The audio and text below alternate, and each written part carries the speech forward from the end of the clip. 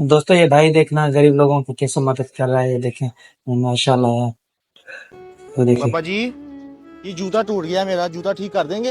अब किसी बहाने से ये आया है इनके ये लो, बाबा जी के कर पास। दिया। अब देखें जूता सिलवा रहा है उनसे, फिर देखना है इनकी मदद भी करेगा। बहुत अच्छा बंदा है ये। पापा जी कितने पैसे हो गए? बेटा जितने मर्जी दे जितने मर्जी जो है। आपकी मर्जी है।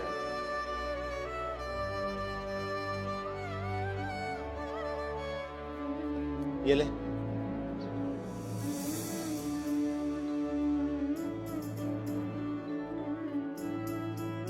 ये आपके कारोबार के लिए पैसे हैं, ठीक है बाबा जी?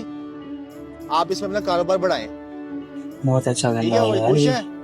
अच्छा पापा जी, आपके लिए एक और चीज भी है। ऐसे भाई ये जिनके मैंने पास आपके लिए जूते लिए अल्लाह ने हैं, पैसा दिया इसलिए लिए है हैं वो कि जो ऐसे इंसान मदद करे। लोगों के जूते बनाता हो ना, उसका जूता सबसे बेहतरीन होना चाहिए। वाह।